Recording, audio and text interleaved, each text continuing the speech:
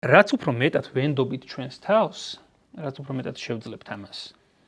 მეტად ვენდობით ჩვენს თავს ურთიერთობებშიც და მეტად ვენდობით, ესე იგი, სხვა ადამიანებსაც. იმიტომ რომ ძალიან ხშირ შემთხვევაში სხვა ადამიანების ნდობა, ძალიან ხშირ შემთხვევაში, არა ყველა შემთხვევაში, გადის საკუთარ თავზეც. ეს არ ნიშნავს, რომ ადამიანი მედიტაციური პრაქტიკის შემდეგ ყველას ენდობა და აღარ ექნება ინტერესი, ხო? არა, პირველ რიგში საკუთარ თავში უნდა ჩავიხედოთ, რისთვის ვენდობით ან რისთვის არ ვენდობით ადამიანს.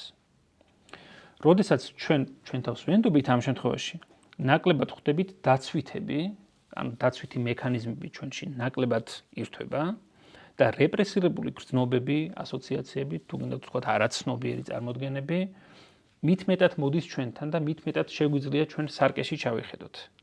პრობლემური ადამიანი ხშირად, რასაც აწყდება ხოლმე ფსიქოლოგიურ პრობლემას, რასაც ეძახიან, საკუთარი თავისადმი ნდობა არ აქვს, რაც ხშირ შემთხვევაში განაპირობებს იმას, რომ ის განდევნის ყველა ფიქრებს, სურვილებს სარკეში ვერ იხედება. მოკლედ, საკუთარი თავის სარკეში ვერ იხედება, საკუთარ არაცნობიერს ვერ ხედავს, ბოლომდე ვერავინ ვერ ხედავთ, ცხადია.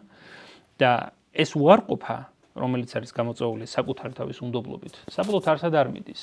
ეს განდევნილი სურვილები, ასოციაციები ერთი კარიდან გაუშვებთ და ფანჯრიდან შემოვა, ხო?